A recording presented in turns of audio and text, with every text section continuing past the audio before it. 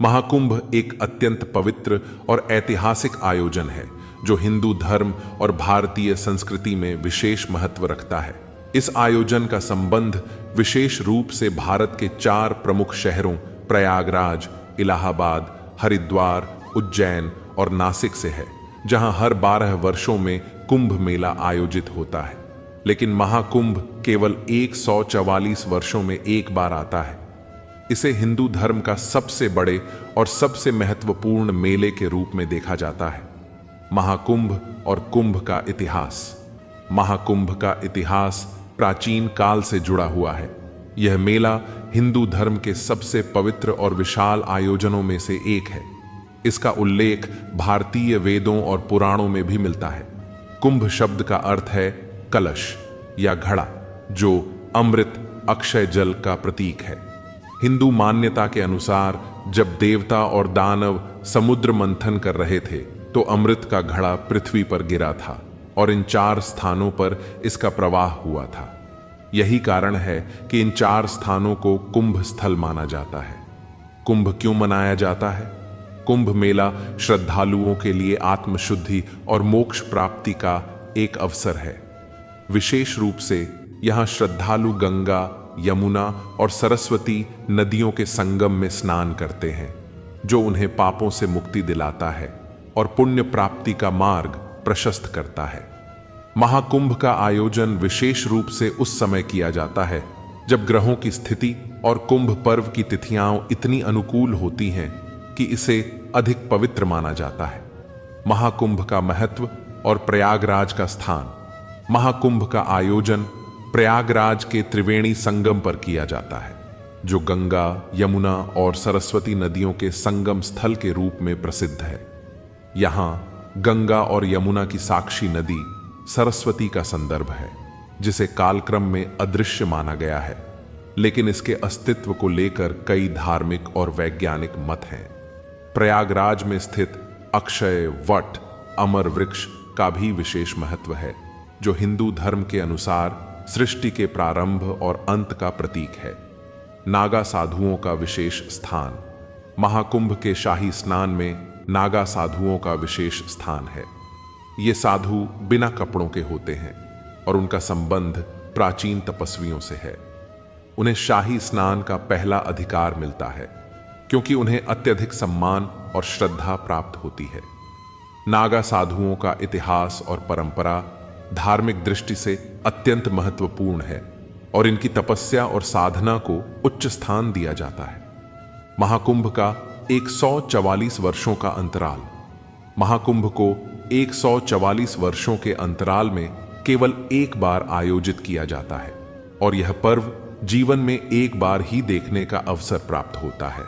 इसीलिए महाकुंभ को अत्यधिक पवित्र और विशेष माना जाता है और इसे पूरी पृथ्वी पर हिंदू धर्म का सबसे बड़ा पर्व माना जाता है। वैज्ञानिक और ऐतिहासिक दृष्टिकोण। कुंभ मेला का इतना विशाल आयोजन होने के कारण इसे अंतरिक्ष से भी देखा जा सकता है। भारतीय अंतरिक्ष एजेंसी इसरो का कहना है कि कुंभ मेला इतना विशाल होता है कि इसकी आभा अंतरिक्ष से भी देखी जा सकती है। इसके अलावा महाकुंभ के ऐतिहासिक और सांस्कृतिक महत्व को इस तथ्य से भी समझा जा सकता है कि इसे 2017 में यूनेस्को ने मानवता की अमूर्त सांस्कृतिक धरोहर की सूची में शामिल किया। महाकुंभ केवल एक धार्मिक आयोजन नहीं है, बल्कि यह भारतीय संस्कृति, आस्था और विश्वास का अद्भुत संगम है, जो सदियों से चला आ रहा है और आने वाली पीढ़ियों तक इसकी महत्ता को बनाए रखने का प्रयास किया जाता है। कुंभ मेला एक प्राचीन और अत्यंत पवित्र धार्मिक आयोजन है जो हिंदू धर्म में विशेष स्थान रखता है। इस आयोजन की शुरुआत को वैदिक काल और पुराणों में वर्णित समुद्र मंथन की कथा से जोड़ा जाता है। हालांकि ऐतिहासिक दृष्टि से कुंभ मेला का आयोजन कब से हुआ, इसका कोई सटीक प्रमाण नहीं मिलता, लेकिन यह माना जाता है कि यह आयोजन कम से कम 2 से 3 हजार वर्ष पुराना है। कुंभ मेले की ऐतिहासिक शुरुआत। कुंभ मेले के आयोजन का सबसे पहला ऐतिहासिक साक्ष्य राजा हर्षवर्धन के राज्यकाल से मिलता है। प्रसिद्ध चीनी यात्री ह्वेन-ह्वेन-सांग ने अपनी यात्रा में इस मेला का उल्लेख किया है।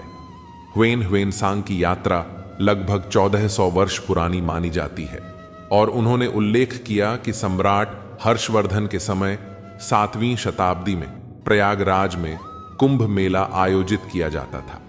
ह्वेन-ह्वेन-सांग ने लिखा कि इस उत्सव में न केवल भारत से बल्कि दूर देशों से भी साधु, संत, विद्वान और श्रद्धालु भाग लेने आते थे। आधुनिक कुंभ मेला और उसकी भव्यता। आज के समय में कुंभ मेला विशेष रूप से प्रयागराज, इलाहाबाद में आयोजित होता है, जो 13 जनवरी से प्रारंभ होता है और लाखों श्रद्धालुओं को आकर्षित करता है।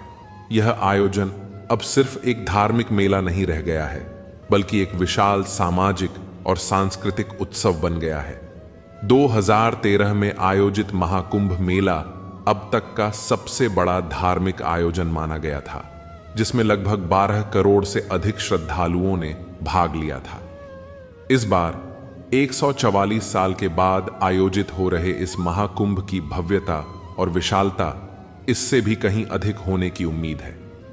अनुमान है कि इस बार करीब 40 करोड़ से अधिक श्रद्धालु दुनिया भर से प्रयागराज आएंगे।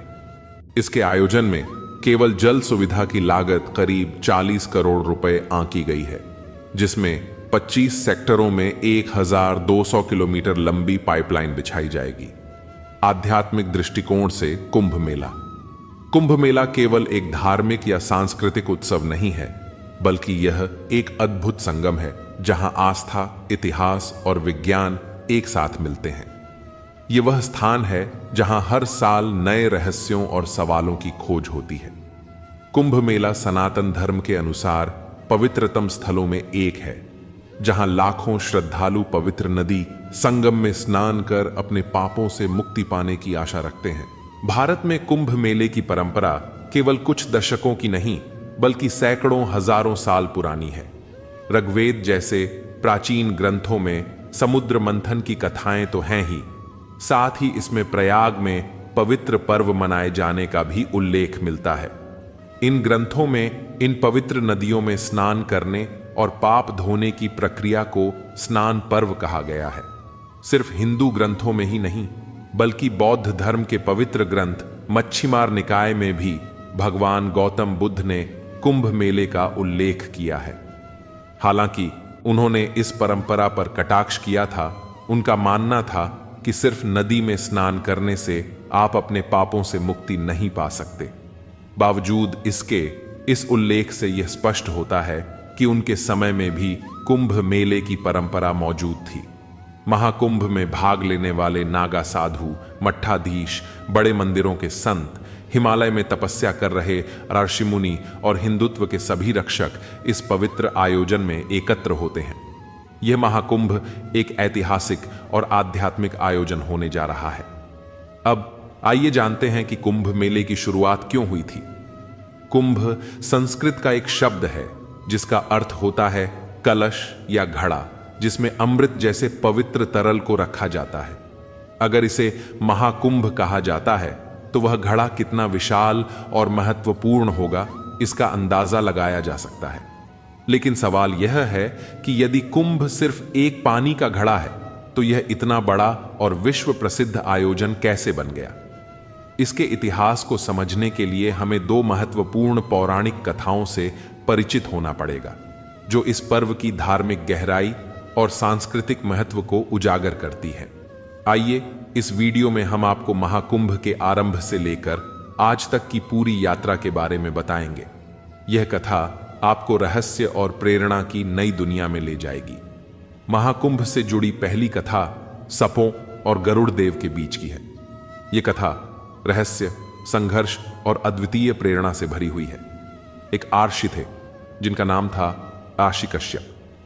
ऋषि कश्यप अपनी महान तपस्या और ज्ञान के लिए प्रसिद्ध थे।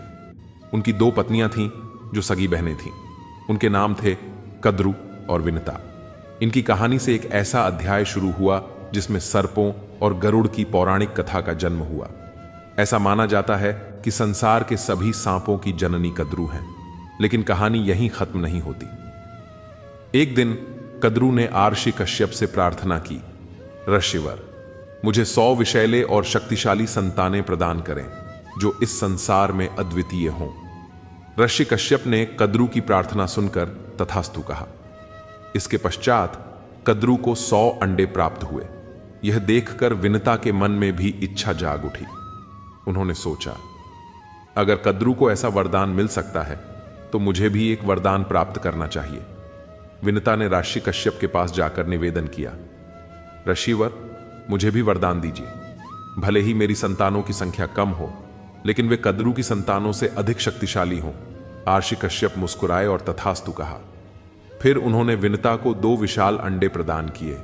समय बीतता गया। धीरे धीरे कद्रू के 100 अंडे फूटने लगे और उनसे सांपों की संतानें जन्म लेने लगीं। संसार के सभी सांपों की जननी कद्रू को माना गया। यह देखकर विनता बेचैन हो उठी। उनके मन में सवाल उठा, जब कद्रू के अंडे फूट रहे हैं और उनके बच्चे जन्म ले रहे हैं तो मेरे अंडे क्यों नहीं फूट रहे? अधीर होकर विनता ने अपने अंडों में से एक अंडा तोड़ दिया। उसमें से एक अधूरा प्राणी निकला जिसका शरीर कमर तक विकसित था, लेकिन निचला हिस्सा अधूरा रह गया था। वह प्राणी तुरंत आसमान में उड़ गया और नाराजगी से बोला, मां, आपने मेरे साथ जो गलती की वह दूसरे अंडे के साथ मत कीजिएगा। उसने कहा, मां, धैर्य रखिए। इसके बाद वह आसमान में उड़ गया। वह कहां गया, यह एक रहस्य बन गया। कुछ समय बीतने के बाद दूसरा अंडा फूटा। उसमें से बादल जैसा चेहरा और मानव शरीर वाला एक दिव्य प्राणी निकला जो उड़ सकता था। उसका नाम गरुड़ रखा गया। अधूरे शरीर के साथ जो प्राणी पहले जन्मा था उसका नाम अरुण रखा गया। आज वही अरुण सूर्यदेव के सारथी हैं और उनके रथ को चलाते हैं। अरुण गरुड़ के बड़े भाई हैं। जब गरुड़ पहली बार अंडे से बाहर आए तो उन्होंने जो दृश्य देखा वह उनके हृदय को चीर देने वाला था। उनकी मां, जिन्हें उन्होंने हमेशा सम्मान और स्नेह से देखा था, अब कद्रू और उनके 100 सांप संतानों की दासी बन चुकी थी। यह दृश्य देखकर गरुड़ के भीतर क्रोध की ज्वाला जल उठी। अपनी मां को इस अपमान और बंधन से मुक्त कराने का संकल्प उनके मन में गहराई से बैठ गया। उन्होंने सीधे कद्रू और उनके सर्प संतानों से कहा, बताओ, मैं क्या करूं जिससे मेरी मां को इस दास्ता से मुक्त कर सकूं? गरुड़ के साहस और प्रेम को देखकर वहां सन्नाटा छा गया। हर कोई उनकी भावनाओं को महसूस कर रहा था। सांपों ने गरुड़ को चुनौती दी, अगर तुम अपनी मां को मुक्त करना चाहते हो तो वैकुंठ से अमृत कलश ले आओ।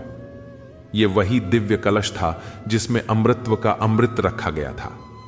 गरुड़ ने इस चुनौती को सुना और उनके चेहरे पर आत्मविश्वास की चमक दिखाई दी।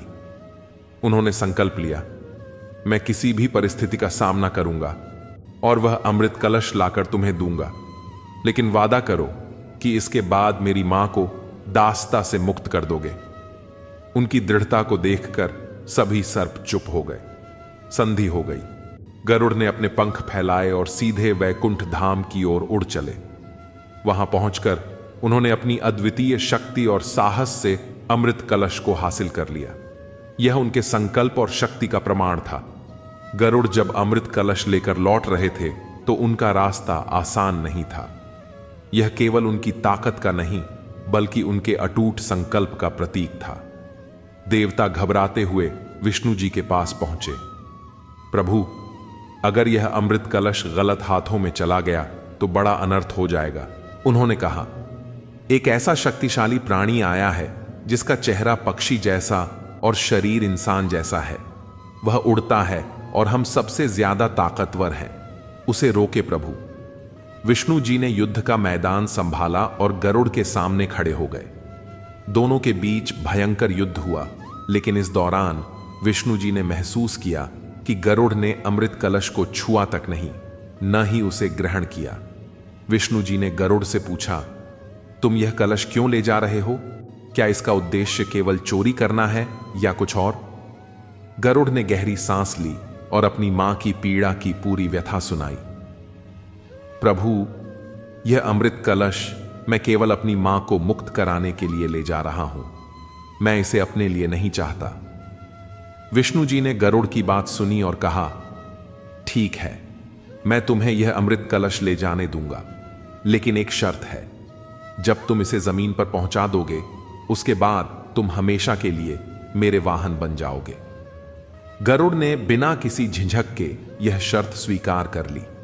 जैसे ही उन्होंने अमृत कलश जमीन पर रखा, विष्णु जी ने अपनी मायावी शक्तियों से उसे गायब कर दिया। गरुड़ ने अपनी पूरी शक्ति और साहस से अमृत कलश को सांपों और उनकी मां कद्रू के सामने रख दिया। यह दृश्य जैसे गरुड़ के दृढ़ संकल्प और विजय का प्रतीक बन गया। हर कोई चुपचाप देख रहा था, मानो समय थम गया हो। गरुड़ ने जो प्रण लिया था वह अंततः पूरा हो गया। शर्तों के सामने अमृत कलश रखते ही उनकी मां विनता को दास्ता से मुक्त कर दिया गया। गरुड़ के लिए गर्व और विनता के लिए राहत लेकर आया। विनता दास्ता से मुक्त हो गई, लेकिन अमृत और कलश सांपों को नहीं मिल सका। यही है अमृत कलश की पहली कहानी। ऐसा माना जाता है कि जब विष्णु और गरुड़ के बीच युद्ध हो रहा था, तब अमृत कलश से कुछ बूंदें पृथ्वी पर गिर गईं। यही वे 4 स्थान हैं जहां यह बूंदें गिरीं: उज्जैन, हरिद्वार, नासिक और प्रयागराज। इन्हीं जगहों पर महाकुंभ का आयोजन होता है। प्यारे साथियों, महाकुंभ से जुड़ी दूसरी सबसे लोकप्रिय कथा है समुद्र मंथन की। धार्मिक ग्रंथों के अनुसार समुद्र मंथन की पौराणिक कथा कुंभ मेले के शुरू होने का सबसे पुख्ता सबूत मानी जाती है। इस कथा को देवताओं और असुरों के बीच हुआ एक महान प्रयास माना जाता है। विष्णु पुराण के अनुसार एक बार इंद्रदेव ने मार्ग में महर्षि दुर्वासा को प्रणाम किया। आशी दुर्वासा प्रसन्न होकर उन्हें अपनी माला भेंट स्वरूप दी, लेकिन इंद्र ने उस माला का आदर न करते हुए उसे अपने हाथी के मस्तक पर डाल दिया। हाथी ने माला को सूंड से घसीटकर पैरों से कुचल डाला। यह देखकर आर्षि दुर्वासा अत्यंत क्रोधित हो गए और उन्होंने इंद्रदेव को उनकी शक्ति और साम्राज्य नष्ट हो जाने का श्राप दे दिया, जिससे सभी देवता शक्तिहीन हो गए। शक्ति खोने के बाद सभी देवता भगवान ब्रह्मा और भगवान शिव की शरण में गए। तब भगवान शिव और ब्रह्मा जी ने उन्हें भगवान विष्णु से प्रार्थना करने की सलाह दी। भगवान शिव और ब्रह्मा जी की सलाह मानकर इंद्रदेव भगवान विष्णु के पास गए।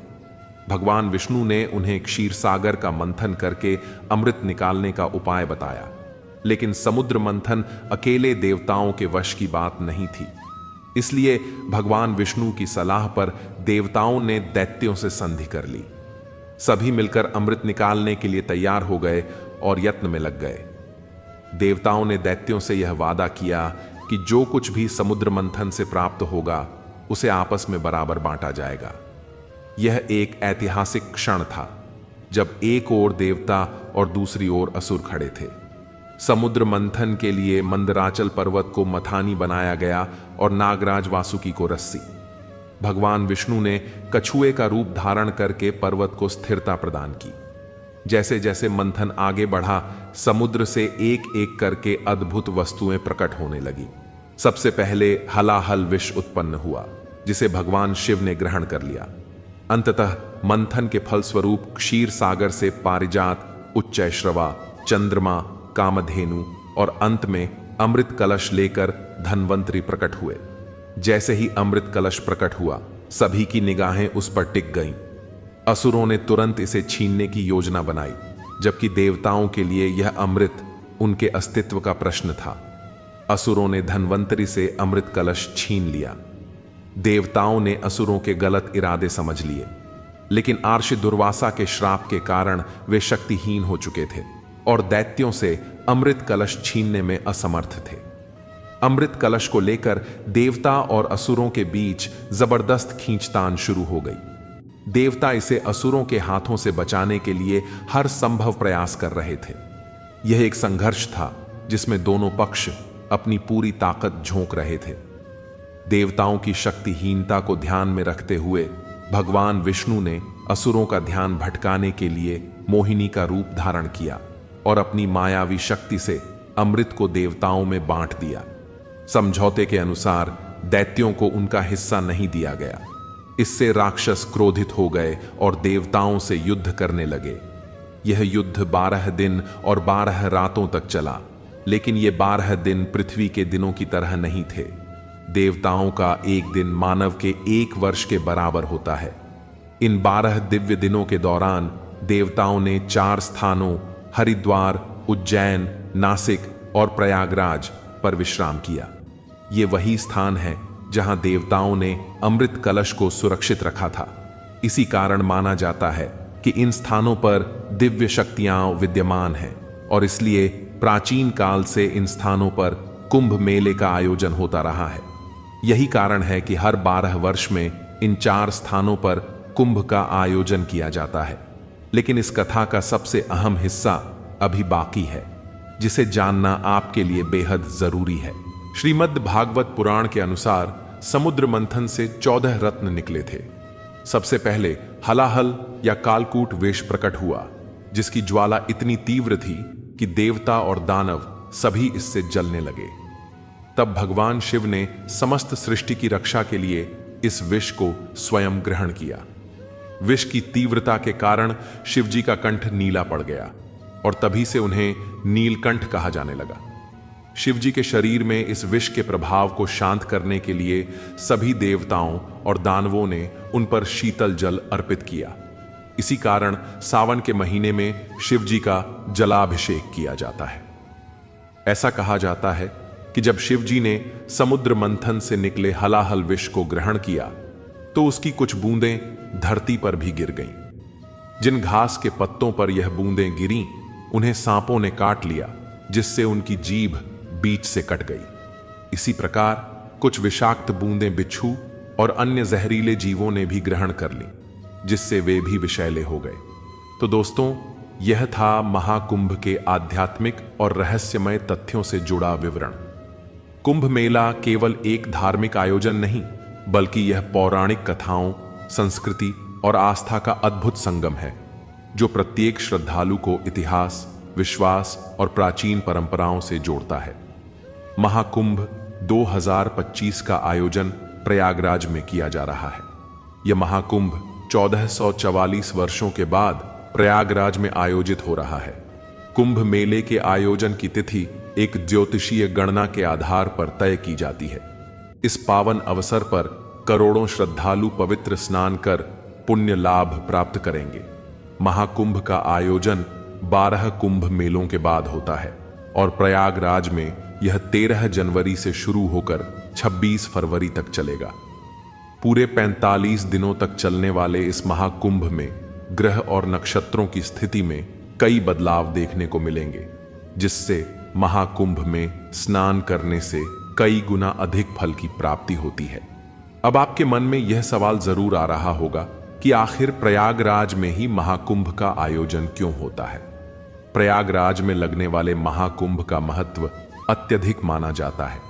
दरअसल यहां गंगा, यमुना और सरस्वती 3 पवित्र नदियों का संगम होता है।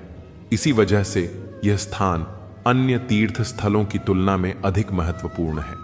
जानकारी के लिए बता दें कि सरस्वती नदी अब अदृश्य हो चुकी है, लेकिन यह धरती के गर्भ में प्रवाहित होती है। संगम पर गंगा और यमुना का मिलन स्पष्ट रूप से देखा जा सकता है, लेकिन सरस्वती नदी दृष्टिगोचर नहीं होती। फिर भी इसे त्रिवेणी संगम कहा जाता है। ऐसी मान्यता है कि जो व्यक्ति इन तीनों नदियों के संगम में शाही स्नान करता है, उसे मोक्ष की प्राप्ति होती है। यही कारण है कि प्रयागराज में महाकुंभ का विशेष महत्व है। सरस्वती नदी अदृश्य क्यों हो गई? इसके पीछे की वजह जानने के लिए हमें इतिहास और पौराणिक कथाओं में झांकना होगा। प्रयागराज के संगम तट पर हर साल लाखों श्रद्धालु गंगा, यमुना और अदृश्य सरस्वती के संगम में स्नान करने आते हैं।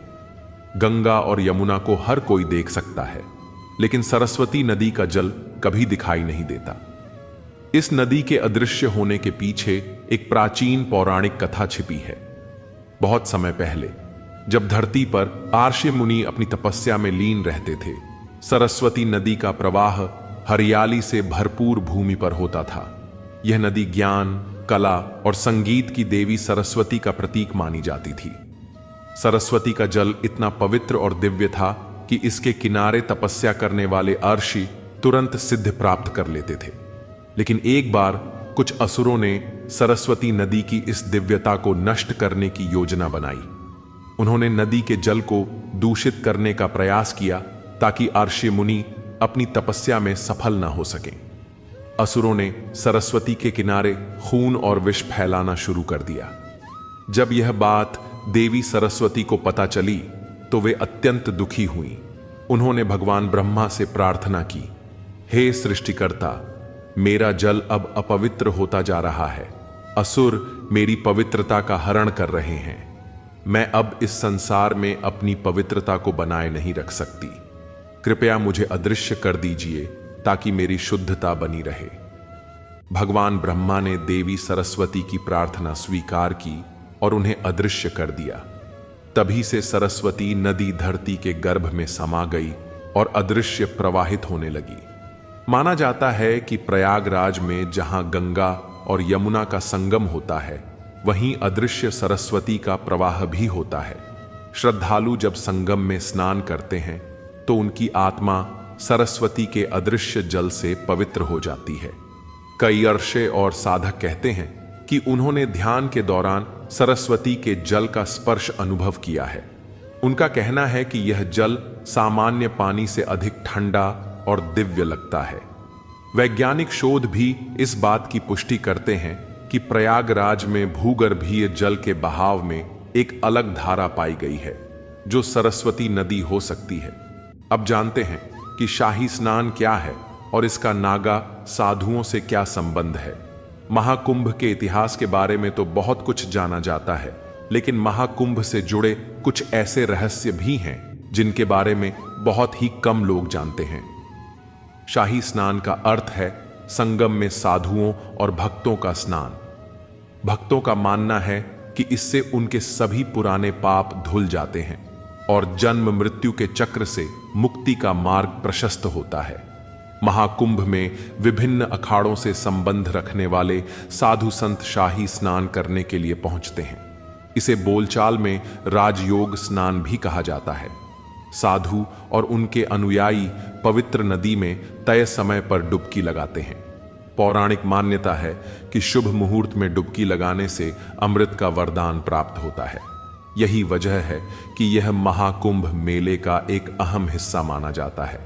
शाही स्नान हमेशा ही सुर्खियों में रहता है। शाही स्नान के बाद ही आम लोग पवित्र नदी में डुबकी लगाते हैं।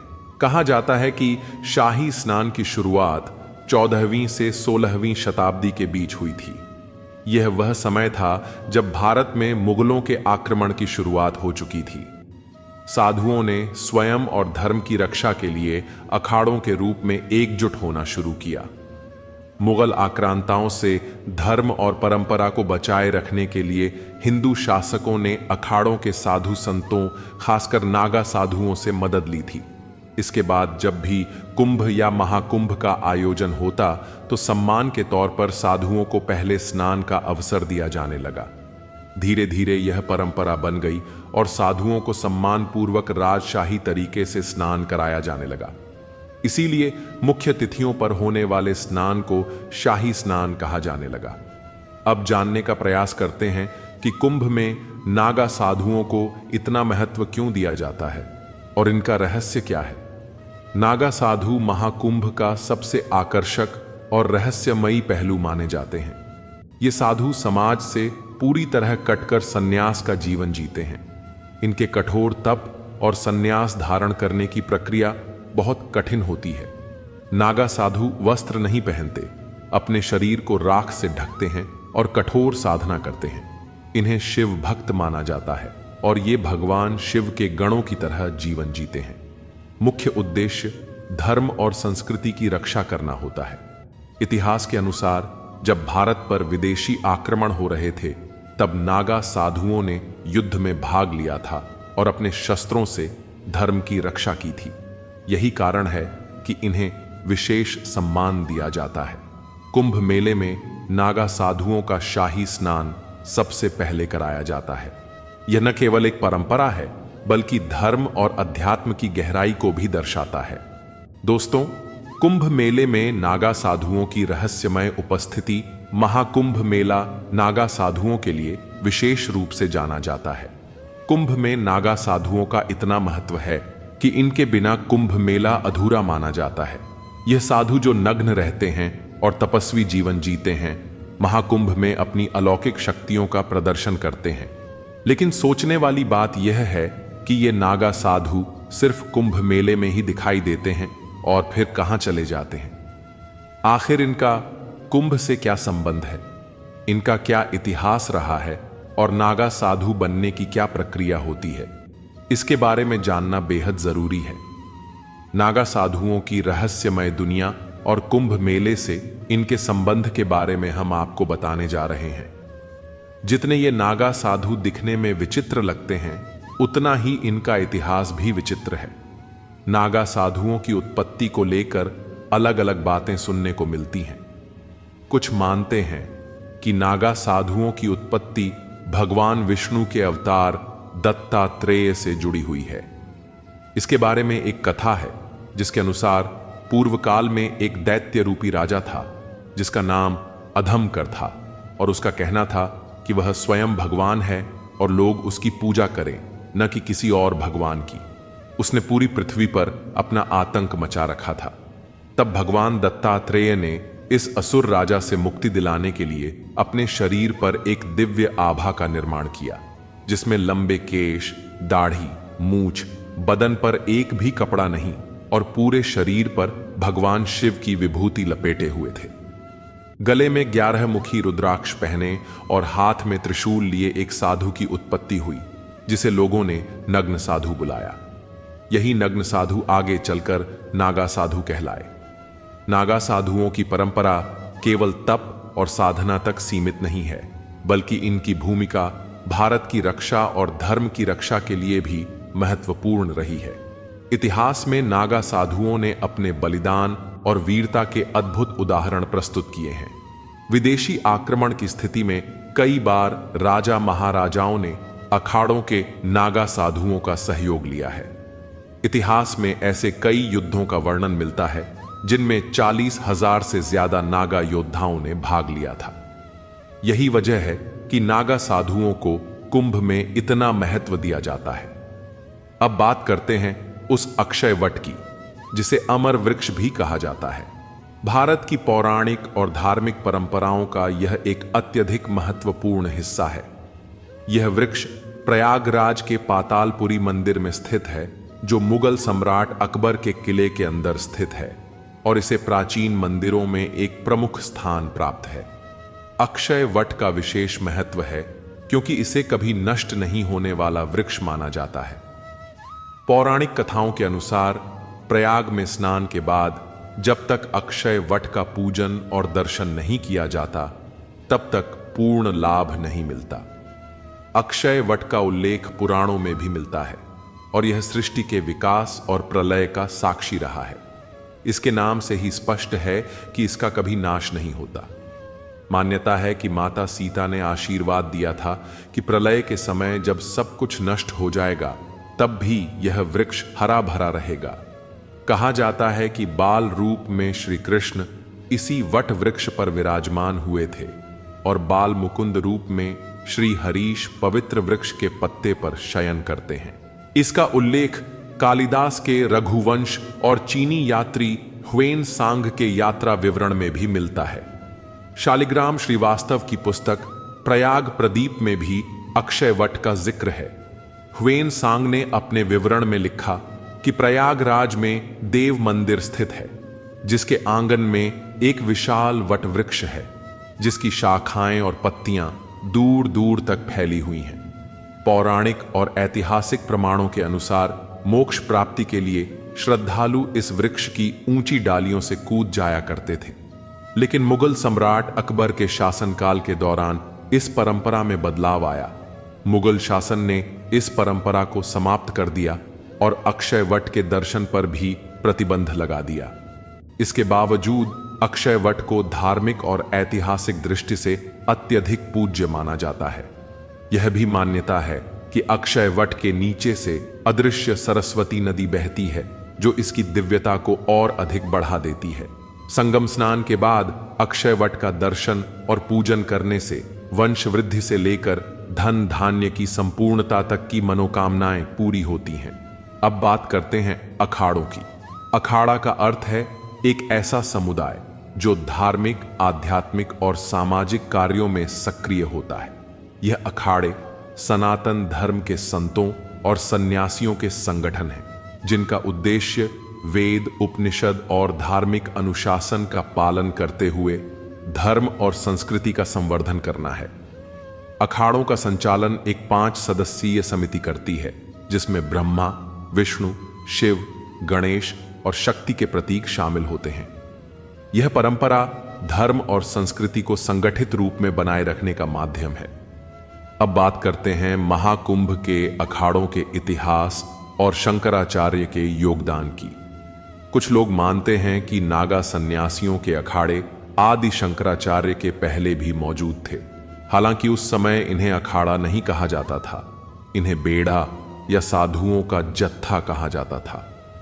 अखाड़ा शब्द का चलन मुगल काल से शुरू हुआ और तभी से इसे एक संगठित समुदाय के रूप में पहचान मिली। अखाड़ों को समझने के लिए हमें आदि शंकराचार्य के योगदान को जानना होगा, क्योंकि उन्होंने ही अखाड़ों की स्थापना का विचार प्रस्तुत किया था। 7वीं शताब्दी में विदेशी आक्रमणकारी भारत की समृद्धि से आकर्षित होकर यहां आते थे। कुछ धन संपत्ति लूट कर चले जाते, तो कुछ भारत की आध्यात्मिक आभा से प्रभावित होकर यहीं बस जाते। लेकिन इस दौरान भारत की शांति व्यवस्था और सनातन धर्म कमजोर पड़ने लगा। धर्मशास्त्रों और ईश्वर पर तर्क होने लगे और शास्त्रों को चुनौती दी जाने लगी। ऐसे समय में आदि गुरु शंकराचार्य ने धर्म को एक नई दिशा देने और भारत को एकता के सूत्र में बांधने का बीड़ा उठाया। उन्होंने 4 दिशाओं में 4 पीठों की स्थापना की।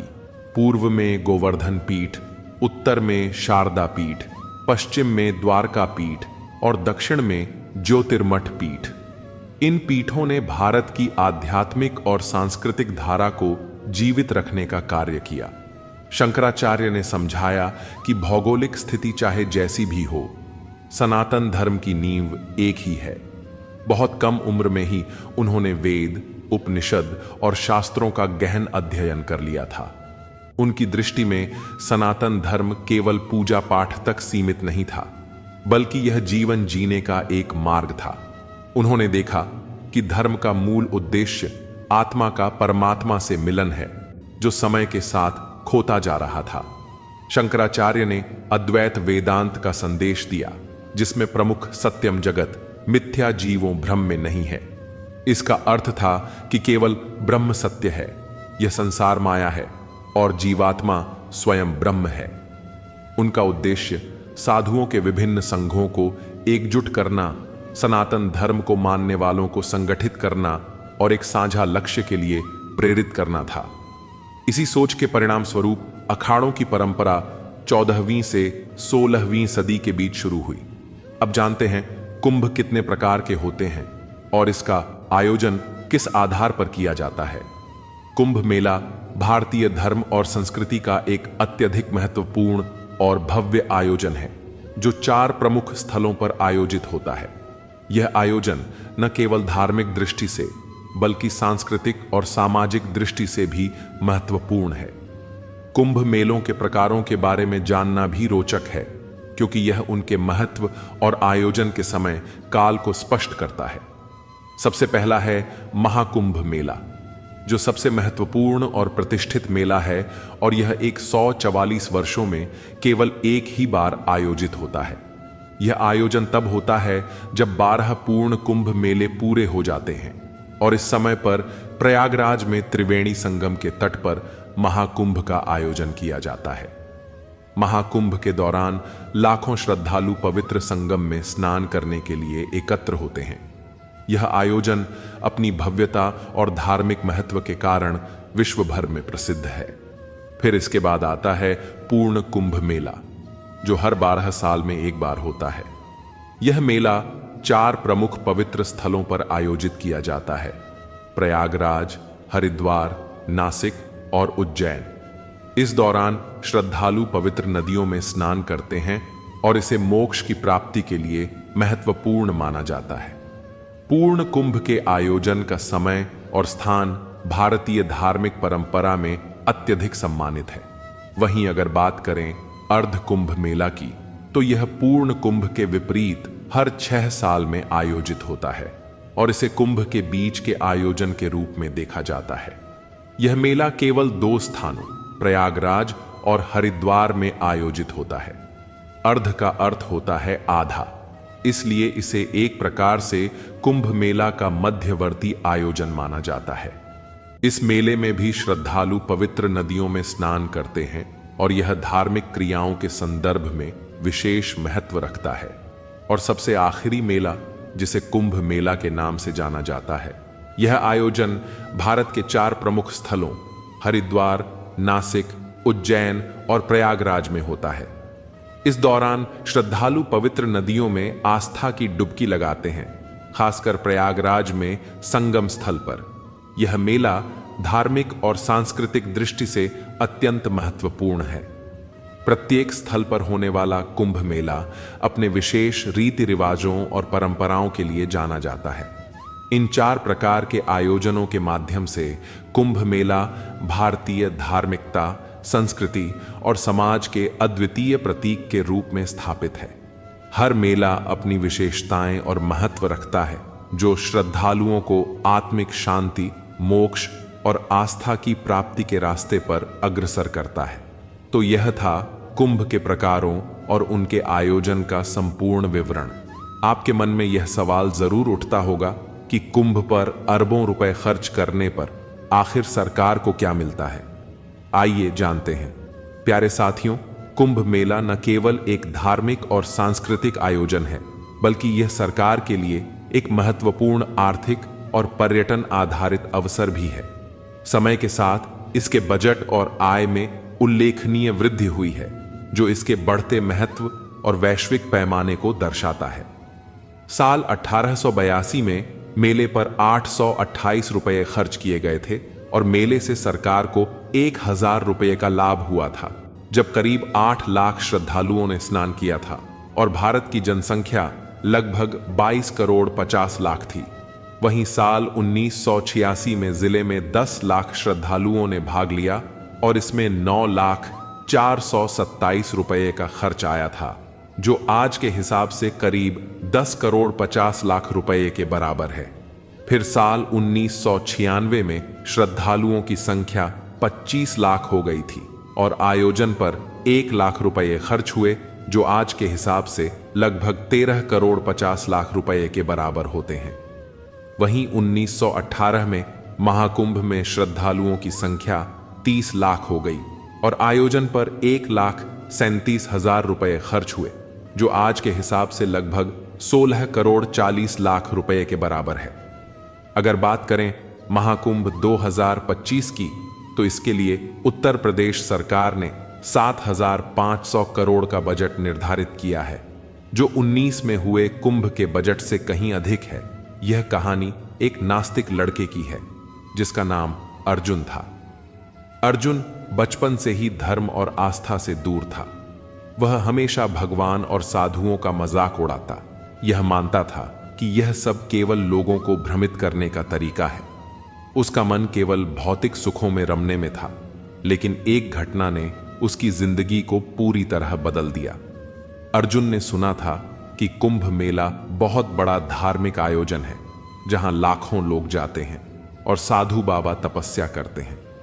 उसे यह सब बहुत हास्यास्पद लगता था, लेकिन एक दिन उसके दोस्त ने उसे चुनौती दी कि वह भी कुंभ मेला जाए और वहां की सच्चाई जानने की कोशिश करे। अर्जुन ने सोचा कि यह एक अच्छा मौका है और उसने यात्रा पर जाने का निश्चय किया। कुंभ मेला में पहुंचने पर अर्जुन ने देखा कि साधु बाबा अपने कठोर तप में व्यस्त थे। वह बहुत ध्यान से ध्यान कर रहे थे। अर्जुन ने देखा कि उनके पास कई लोग आए, लेकिन वह किसी को भी अपनी तपस्या में विघ्न डालने नहीं दे रहे थे। अर्जुन का मन भरा हुआ था और उसे यह सब बेकार लगता था। अर्जुन ने सोचा कि वह साधु बाबा की तपस्या भंग करेगा, ताकि उसे यह पता चले कि यह सब केवल दिखावा है। उसने एक पत्थर उठाया और उसे साधु के पास फेंक दिया। पत्थर साधु बाबा के शरीर से टकरा गया, लेकिन कोई प्रतिक्रिया नहीं हुई। अर्जुन हैरान था, लेकिन उसे कोई डर नहीं था। वह सोचा कि साधु बाबा को अब आभास हो जाएगा कि यह सब केवल पाखंड है। लेकिन जैसे ही अर्जुन वापस अपने शिविर की ओर बढ़ा, उसके मन में अजीब सा डर समाने लगा। उसे लगा जैसे किसी ने उसका पीछा किया हो। वह डर के मारे कांपने लगा। घर लौटते वक्त रात के समय अर्जुन को अजीब आवाजें सुनाई देने लगीं। वह सुन सकता था जैसे कोई उसे बुला रहा हो, लेकिन जब उसने पलटकर देखा तो कोई नहीं था। अचानक उसे एक धुंधली छाया दिखाई दी जो उसे देख रही थी। अर्जुन डर से कांपने लगा और वह तेजी से घर पहुंचने की कोशिश करने लगा। रात को अर्जुन सोते समय एक अजीब स्वप्न में खो गया। वह देख रहा था कि वह एक घने जंगल में था और अचानक सामने एक जलती हुई आग दिखाई दी। आग के बीच में एक दिव्य स्वर सुनाई दिया, अर्जुन, तू जिस रास्ते पर चल रहा है वह तुझे खोखला कर देगा। अर्जुन डर से कांपते हुए पास ही खड़ी एक पुरानी मूर्ति के पास दौड़ा और उस मूर्ति के सामने गिर पड़ा। तभी उसकी आंखों के सामने एक प्रकाश छा गया और भगवान का रूप प्रकट हुआ। भगवान ने उसे कहा, तूने मेरी तपस्या का मजाक उड़ाया था, लेकिन अब तू समझेगा कि आस्था और विश्वास क्या होते हैं। तू यह समझने की कोशिश कर कि जीवन का सही मार्ग क्या है। तेरे भीतर जो विश्वास की कमी है वही तुझे सच्चे रास्ते से दूर कर रहा है। अर्जुन बुरी तरह डर गया। उसे लगा कि उसने भगवान से कुछ बहुत बड़ा अपराध किया है। भगवान ने उसे कहा, अब तू लौट और वह साधु जो तूने अपनी तपस्या भंग की थी उसके पास जा। वह तुझे सच्चाई बताएगा और तेरे दिल को शांति मिलेगी। अर्जुन ने भगवान के कहे अनुसार उस साधु के पास लौटने का निश्चय किया। वह साधु के पास गया और उसे अपनी गलती बताई। उसने कहा, बाबा, मैंने आपकी तपस्या भंग की और अब मुझे डर लग रहा है। क्या आप मुझे इसका समाधान बता सकते हैं? साधु बाबा मुस्कुराए और बोले, तूने जो किया वह तुझे त्वरित परिणाम के रूप में डर के रूप में दिखाई दिया, लेकिन यह डर तुझे अपने भीतर के भ्रम को समझने का अवसर देगा। यह डर तेरे विश्वास की कमी का परिणाम था। अब अगर तू सच्चे दिल से भगवान की आराधना करेगा तो तुझे शांति मिलेगी। एक सपने के टूटकर चकनाचूर हो जाने के बाद दूसरा सपना देखने के हौसले को जिंदगी कहते हैं। हमने धोखे तो बहुत खाए, लेकिन धोखा ना दिया। हमने खुश रहने का सीधा सा एक ही मंत्र है, उम्मीद अपने आप से रखो, किसी और से नहीं। 4 दिन है जिंदगी, हंसी खुशी में काट ले जिंदगी। है रिश्ता कभी खत्म नहीं होता, बातों से छूटा तो आंखों में रह जाता है, आंखों से छूटा तो यादों में रह जाता है। कुछ अच्छा होने पर जो इंसान सबसे पहले याद आता है वही जिंदगी का सबसे कीमती इंसान होता है। अक्सर नए रिश्तों की आहट से पुराने रिश्तों को तोड़ देती है जिंदगी में, जो चाहो हासिल कर लो। बस इतना ख्याल रखना कि आपकी मंजिल का रास्ता कभी लोगों के दिलों को तोड़ता हुआ ना गुजरे। वक्त बदलते देर नहीं लगती, इसलिए कभी हद से ज्यादा फूलो मत और अपनों को कभी भूलो मत। जिन लोगों में आपकी कीमत ना हो, ऐसे लोगों के साथ बैठने से अच्छा है अकेले खड़ा रहना। पलकें भिगोना लाजमी नहीं उस शख्स की याद में जिसने तुझे अपनों में कभी गिना ही ना हो। इज्जत कमाना धन कमाने से ज्यादा मुश्किल है और इज्जत गंवाना धन गंवाने से ज्यादा आसान है। ऐसा वक्त लाओ जो लोग तुम्हें ताने मारने में अपना वक्त देते थे, वह लोग तुमसे मिलने के लिए तुम्हारा वक्त ले। जो चाहा वह मिल जाना सफलता है, जो मिला उसको चाहना प्रसन्नता है। किसी के गुस्से को उसकी नफरत मत समझो, क्योंकि गुस्सा वही करता है जो आपकी फिक्र करता है। वक्त जैसे बनो, जो कदर ना करे उसे दोबारा मत मिलो। कुछ बातों से अनजान बने रहना ही अच्छा है। कभी कभी सब कुछ जान लेना भी तकलीफ देता है। आजकल लोग मजाक का सहारा लेकर भी दिल की बात कह जाते हैं। कोई किसी का खास नहीं होता। लोग तब याद करते हैं जब उनका टाइम पास नहीं होता। बार बार माफ तो किया जा सकता है, पर भरोसा सिर्फ एक बार ही होता है। बहुत मजबूत हो जाते हैं वह लोग जिनके पास खोने के लिए कुछ नहीं होता। किसी को इतना इग्नोर भी मत करो कि वह तुम्हारे बिना जीना सीख जाए। महत्वपूर्ण यह नहीं कि रावण विद्वान था, महत्वपूर्ण यह है कि एक विद्वान भी रावण हो सकता है। कहाँ मिलता है? कभी कोई समझने वाला, जो भी मिलता है बस समझा के चला जाता है। प्रेम और आस्था दोनों पर किसी का जोर नहीं। यह मन जहां लग जाए वहीं रब नजर आता। बुराई ढूंढने का शौक है तो शुरुआत खुद से कीजिए, दूसरों से नहीं।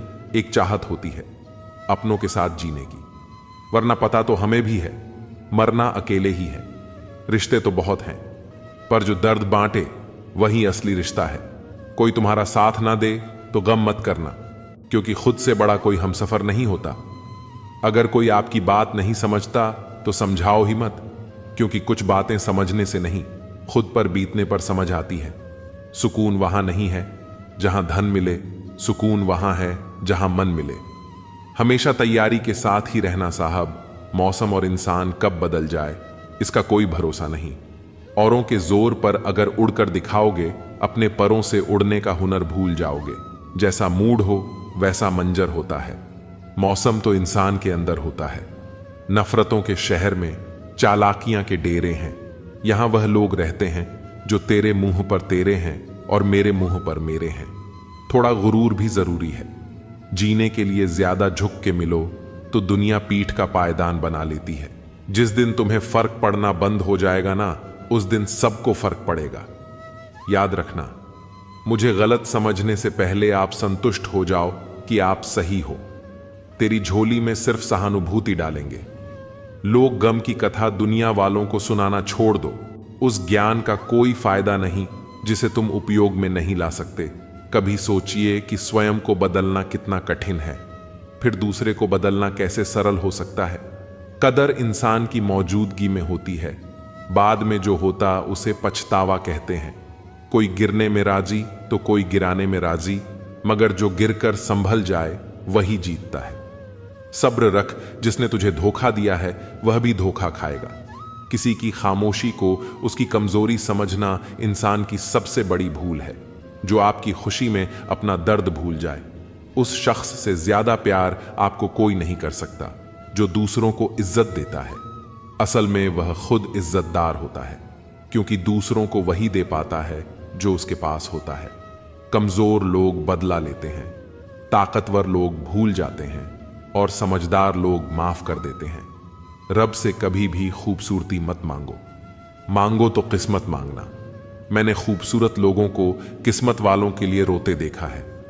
जो तकलीफ तुम खुद बर्दाश्त नहीं कर सकते, वह किसी दूसरे को भी मत दो।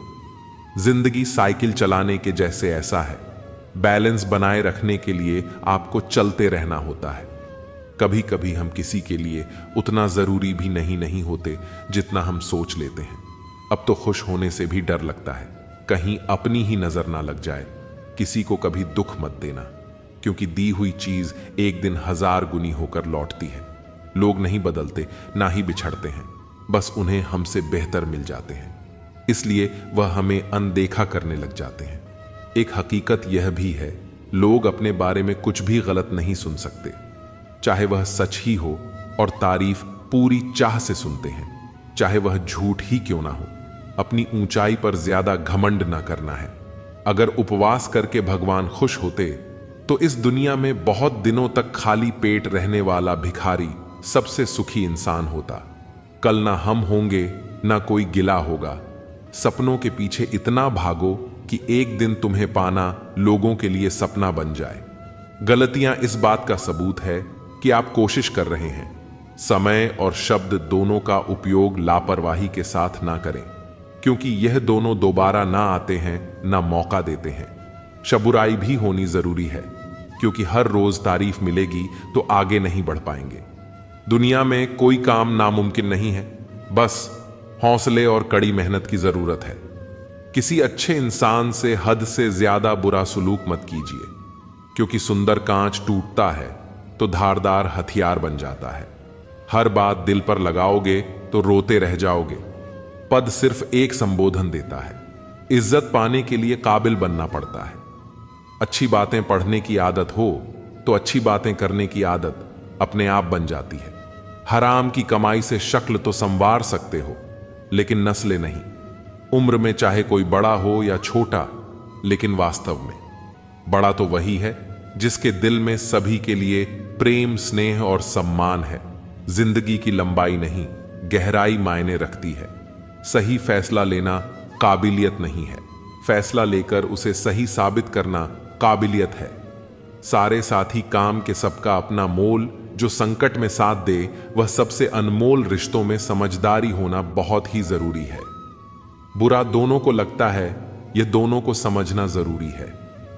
अगर अपनों को हर बात का एहसास दिलाने की नौबत आ जाए तो समझ लेना दोस्तों कि वह अब अपने नहीं रहे, सिर्फ सिमटी हुई यादों का सिलसिला होगा जो लम्हे हैं। चलो हंसकर बिता ले जाने, कल जिंदगी का क्या फैसला होगा। अकेले आए थे, अकेले ही जाना है, फिर यह अकेले रहा क्यों नहीं जाता। जेब में सुराख क्या हुआ, कमबख्त पैसों के साथ रिश्ते भी गिर गए। उन लोगों के बारे में सोचना बंद करें जिनके लिए आप बिल्कुल भी मायने नहीं रखते हैं।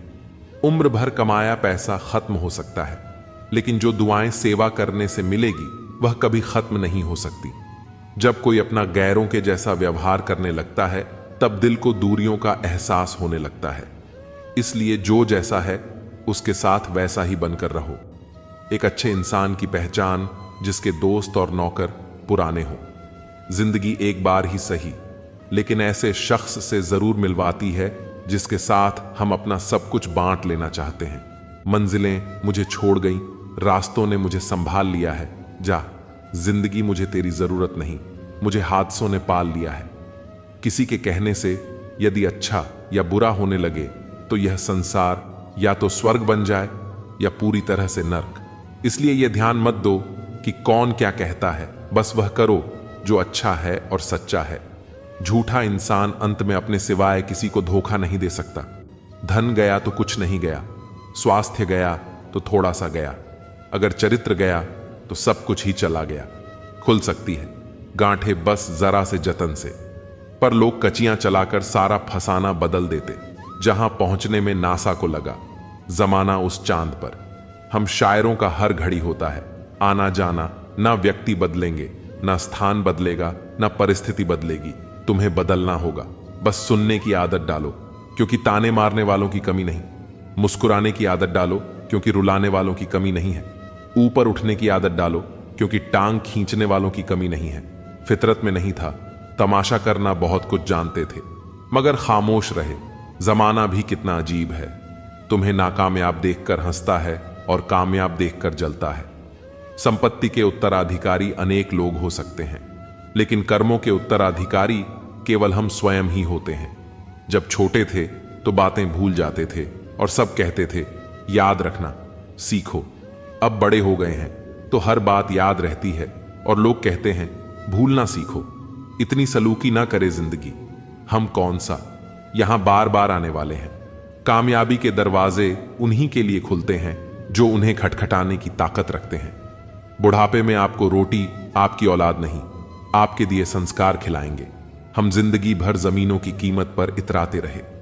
हवा ने अपनी कीमत मांगी तो खरीदी हुई जमीनें बिक गई। किस्मत करवाती है कठपुतली का खेल। जनाब, बाकी जिंदगी के रंगमंच पर कोई कलाकार कमजोर नहीं होता। हवा से कह दो कि अपनी औकात में रहे। हम पैरों से नहीं हौसलों से उड़ा करते हैं। कुछ लोग आपसे इसीलिए भी नफरत करने लग जाते हैं क्योंकि आपकी सही बात उन्हें कड़वी लग जाती है। अपनी शिष्टता व व्यवहार कभी ना छोड़े, यही आपकी असल पूंजी है। अच्छाई और बुराई दोनों हमारे अंदर है। जिसका अधिक प्रयोग करोगे वह उभरती व निखरती जाएगी। बारिशों में भीगना गुजरे जमाने की बातें हो गईं। कपड़ों की कीमतें मस्ती से कहीं ज्यादा हो गईं। जरा सा वक्त क्या खराब हुआ, अपनों ने पहचानना छोड़ दिया। बस इतना चाहिए तुझसे, ऐ जिंदगी की जमी पर बैठूं तो लोग उसे बड़प्पन कहे। औकात नहीं जो दूसरों की राहों में अंधेरा करते हैं, उजाले उनको भी नसीब नहीं होते। कभी गिर जाओ तो खुद ही उठ जाना। आजकल लोग सिर्फ गिरे हुए पैसे उठाया करते हैं। जितनी मोहब्बत थी सारी बांट दी। दुनिया वालों में जब हमने हाथ फैलाए तो किसी ने दर्द के सिवा कुछ न दिया। इंसान नहीं, उन रिश्तों का भी क्या करना जो कि तीसरे इंसान के आने से टूट जाए। रिश्तों के बाजार में वह इंसान अकेला पड़ जाता है जो दिल का साफ होता है। कहने को तो बहुत अपने होते हैं, पर जब मन उदास हो तो कोई नहीं हाल पूछता। सब लॉटरी सिर्फ पैसों की ही नहीं होती, सही इंसान का मिलना भी किसी लॉटरी से कम नहीं होता। अपनी सेहत से प्रेम कीजिए, वरना आप किसी से प्रेम करने लायक नहीं रहेंगे। अब बस मुझे अजनबी ही रहने दो। बहुत बार खास से आम हुआ हूं मैं, सब कुछ तमाशा है जब तक कि वह दूसरों के साथ हो रहा है। ग्रहण तभी लगता है जब दो के बीच में कोई तीसरा हो। ग्रहण सभी हानिकारक होते हैं, चाहे चंद्र ग्रहण हो, चाहे सूर्य ग्रहण हो, या रिश्ते में किसी तीसरे का ग्रहण हो। जिंदगी का सबसे अच्छा पल वह है जब आप कहे कि मैं ठीक हूं, और आपका दोस्त एक पल आपकी आंखों में देखे और कहे चल बता बात क्या है। गलत औजार से आप एक स्क्रू नहीं खोल सकते, तो गलत दिशा में मेहनत करने से आप कामयाब कैसे हो सकते हो। उम्मीद एक ऐसी ऊर्जा है जिससे जिंदगी का कोई भी अंधेरा रोशन किया जा सकता है। अब तो इतवार में भी कुछ यूं हो गई है, मिलावट छुट्टी तो दिखती है पर सुकून नजर नहीं आता। मनुष्य की हर सांस उसे मृत्यु की ओर ले जा रही है और वह समझता है कि वह जी रहा है। जबरदस्ती मत मांगना। किसी का साथ जिंदगी में कोई खुद चलकर आए, उसकी खुशी ही कुछ और होती है। जिंदगी में रिश्ते ऐसे बनाओ उन्हें झूठ बोलने की जरूरत ना पड़े, और तुम्हें सच जानने की वक्त इंसान उसी को ही देता है जिसे देना चाहता हो। बाकी तो सब बहाने हैं कि वक्त नहीं मिलता। किसी का अपमान करने से पहले यह सोच लेना आप अपना सम्मान खोने जा रहे हैं। दोस्त सुना है, बादलों को भी पानी जमीन से उठाना पड़ता है। अगर लोग सिर्फ जरूरत पर ही आपको याद करते हैं तो उन्हें गलत मत समझिए, क्योंकि आप उनकी जिंदगी की वह रोशनी की किरण है जो उन्हें सिर्फ अंधेरों में ही दिखाई देती है। जिसको इज्जत देने वाला रब हो उसको कोई बादशाह भी जलील नहीं कर सकता। ना अनपढ़ रहा ना काबिल हुआ, खामखा ए जिंदगी तेरे स्कूल में दाखिल हुआ। कहानियां तो रब लिखता है, हमारा काम तो बस किरदार निभाना है। अकेले रह जाते हैं वह लोग जो खुद से ज्यादा दूसरों की परवाह करते हैं। खुद की परछाई भी तब तक ही साथ देती है जब तक उजाला हो, अंधेरा होते ही वह भी गायब हो जाती है। किसी के दर्द की बैंडेज मत बनो, क्योंकि जब घाव भर जाएगा तो तुम कूड़ेदान में फेंक दिए जाओगे। पैसा इंसान ने बनाया, फिर भी आज इंसान गुलाम है। पैसों का खुद से प्यार करना सीखो। लोगों का क्या है, आज इसके तो कल उसके। मुसीबत और खुशी बिना किसी अपॉइंटमेंट के आ जाती है, इसलिए अपने आप को हमेशा तैयार रखें कि मुसीबत के समय जोश और खुशी के समय होश कायम रहे। इंसान को अच्छा होना चाहिए, लेकिन बहुत अच्छा नहीं, और हर समय नहीं। आधे सच पर टिके हैं। सभी रिश्ते जिंदगी का यही है। पूरा सच हौसला हो, अगर बुलंद तो मुट्ठी में हर मुकाम है। मुश्किलें और मुसीबतें यही तो जिंदगी में आम है। ठोकर इसलिए नहीं लगती कि इंसान गिर जाए, ठोकर इसलिए लगती है कि इंसान संभल जाए। याद रखा करो, आजकल लोग बड़ी जल्दी पूछ लेते हैं कि तूने मेरे लिए किया ही क्या है। जिंदगी नहीं रुकती। किसी के बगैर बस उस शख्स की जगह हमेशा खाली रह जाती है। वक्त पर बात करना और वक्त निकालकर बात करने में बहुत फर्क होता है। फिक्र इस बात की नहीं कि वह बदल गए, फिक्र इस बात की है कि हमसे क्यों नहीं बदला गया।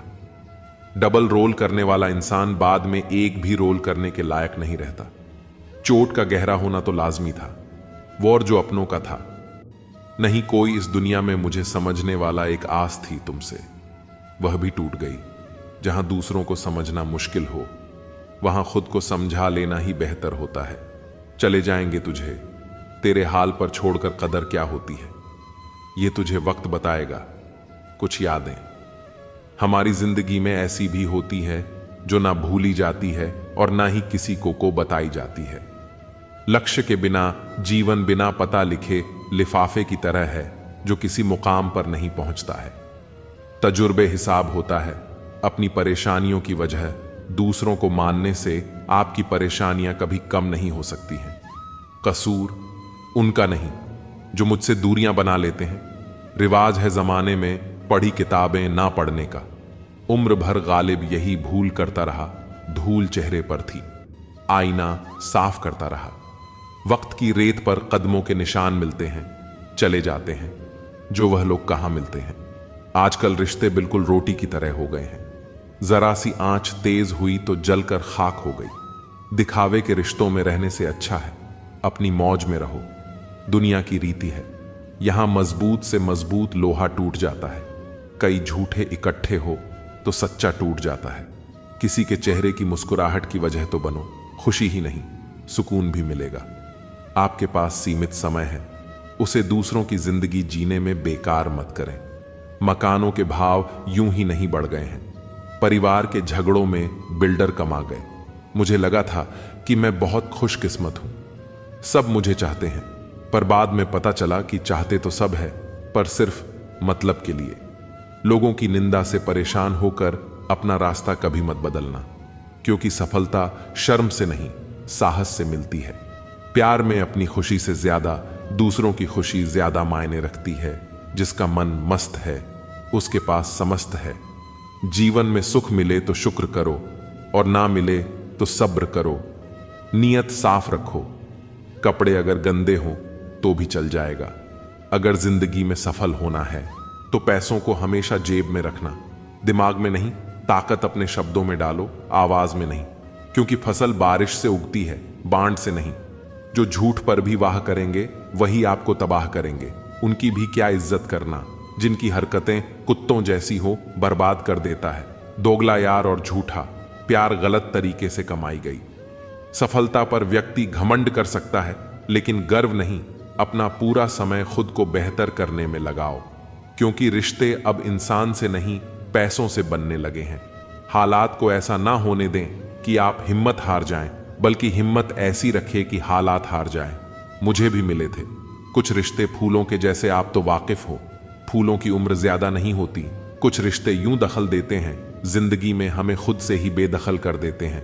सजा तो बहुत दी है जिंदगी ने, पर कसूर क्या था वह नहीं बताया। वह जमाना अब नहीं रहा दोस्तों। जब लोगों को किसी से बिछड़कर अफसोस हुआ करता था, त्याग वहीं करें जहां उसकी कदर हो। दोपहर में दिया जलाने से अंधकार नहीं, अपना वजूद कम होता है। सफलता चाहिए तो खुद को बस में रखो, दूसरों को नहीं ना। सब बेखबर है ना होशियार, सब गर्ज के मुताबिक है किरदार। हम जिनके साथ वक्त को भूल जाते हैं, अक्सर वही लोग वक्त के साथ हमको ही भूल जाते हैं। हर किसी को बदलने की कोशिश मत करो।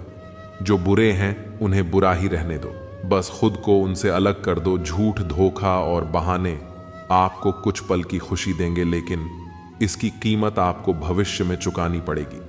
आजकल के रिश्तों के लिए सबसे खतरनाक वो लोग हैं जो अपनों के खिलाफ कानों में जहर घोल हैं। दुनिया के तानों से कभी नाराज मत होना। अनजान लोग तो हीरे को भी कांच समझ लेते हैं। जीतने का मजा तभी आता है जब सभी आपके हारने का इंतजार कर रहे हो। अपने अंदर के डर को खत्म कर दो, नहीं तो वह डर कल आपको खत्म कर देगा। आदत बदल सी गई है, वक्त काटने की अब हिम्मत ही नहीं होती, किसी को अपना दर्द बांटने की। खाली हाथों को कभी गौर से देखा है किस तरह लोग लकीरों से निकल जाते हैं। घमंड ना करना, जिंदगी में तकदीर बदलती रहती है, शीशा वहीं रहता है, बस तस्वीर बदलती रहती है। इंसान की सोच ही उसे बादशाह बनाती है। जरूरी नहीं कि हर किसी के पास डिग्री हो। समय इंसान को सफल नहीं बनाता, समय का सही इस्तेमाल इंसान को सफल बनाता है। अब डर नहीं लगता। कुछ खोने को मैंने जिंदगी में जिंदगी को खोया है। ऐसे माहौल में दवा क्या है, दुआ क्या है, जहां कातिल ही खुद पूछे कि हुआ क्या है। दर्द भी उन्हीं को मिलते हैं जो रिश्ते दिल से निभाते हैं। बोलना तो 2 साल की उम्र में ही सीख जाते हैं, लेकिन बोलना क्या है, यह सीखने में पूरा जीवन लग जाता है। उन्हें अपना समझने से क्या फायदा जिनके अंदर आपके लिए कोई अपनापन ही ना हो। जरूरत हो तब मदद मिलती नहीं मिलती है। मदद जब जरूरत होती नहीं, नेकियां जमा करने में लग जाओ साहब। खबर पक्की है, दौलत साथ नहीं जाएगी। आजकल रिश्ते तो सूर्यमुखी के फूलों की तरह होते हैं, जिधर ज्यादा फायदा मिले उधर ही घूम जाते हैं। कुछ अलग करना है तो भीड़ से हटकर चलो। भीड़ साहस तो देती है पर पहचान छीन लेती है। ऐसे बनो कि लोग आपके आने का इंतजार करें, जाने का नहीं। कभी अकेला चलना पड़े तो डरिए मत, क्योंकि शमशान शिखर और सिंहासन पर इंसान अकेला ही होता है। कामयाब होने के लिए अपनी मेहनत पर विश्वास करना होता है। किस्मत तो जुए में आजमाई जाती है, स्टेशन जैसी हो गई है जिंदगी, जहां लोग तो बहुत हैं पर अपना कोई नहीं। सिर्फ एक वादा अपने आप से जिंदगी भर निभाना, जहां आप गलत ना हो वहां सर मत झुकाना। ठीक ही कहा है किसी ने, स्वार्थ का यार और जबरदस्ती का प्यार ज्यादा दिन नहीं चलता। जिंदगी का सबसे कठिन काम है इंसानों को पहचानना। दुख और कष्ट तो अवश्य ही भूल जाओगे, परंतु अपने साथ हुआ छल कभी ना भूल पाओगे। जो नहीं मिला वह बेहतर नहीं था, जो है वह बेहतर है, और जो आगे मिलेगा वह बेहतरीन होगा। कड़वा सत्य। पुराने जमाने में लोग एक दूसरे की हिम्मत बढ़ाते थे और आजकल ब्लड प्रेशर बढ़ाते हैं। जीतने के बाद तो सारी दुनिया गले लगाती है, लेकिन हारने के बाद जो गले लगाए सिर्फ वही अपना होता है। खुद को लोगों की नजरों में गिराना छोड़ दो। जो लोग तुम्हें ना समझे उन्हें समझाना छोड़ दो। जो जितना एडजस्ट कर है उसे उतना ही ज्यादा एडजस्ट करने के लिए मजबूर किया जाता है। खूबसूरती हमेशा दिल और जमीर में होती है। लोग बेवजह उसे शक्ल और कपड़ों में टटोल हैं। संबंध उसी आत्मा से जुड़ता है जिसका हमसे पिछले जन्मों का कोई रिश्ता होता है, वरना दुनिया की इस भीड़ में कौन किसको जानता है। किसी को दाग समेत अपना सको तो ही उसको अपना चांद बुलाना लगाव और घाव। जब एक ही शख्स से मिले तो दूरियां बह है। जमाना क्या लूटेगा हमारी खुशियां, हम तो खुद ही अपनी खुशियां औरों पर लुटाकर जीते हैं। आप केवल सोचते रह जाओगे और सब खत्म होता चला जाएगा। समय कीमती है, अभी से शुरुआत कीजिए। उन लोगों पर ध्यान दें जो आपके जीवन में बने रहना चाहते हैं, दूसरों की खुशी के लिए। हमने अपनी खुशी नहीं देखी, फिर भी लोग हमें ही गलत कहते हैं। जनाब, तुम मोहब्बत की बात करते हो, हमने तो दोस्ती में भी धोखे खाए हैं। ना शिकायत किसी से, ना किसी से अनबन है। बस अब जिंदगी में थोड़ा अकेले चलने का मन है। सिर्फ जहर ही मौत नहीं देता, कुछ लोगों की बातें भी काफी होती हैं। जिंदगी में कभी कभी बहुत कुछ एक साथ बिखर जाता है। रिश्ते भी, सपने भी और अपने भी होते हैं। कुछ लोग जो मिलते तो खुशी बनकर है, पर दर्द बनकर ताउम्र दिल में रहते हैं।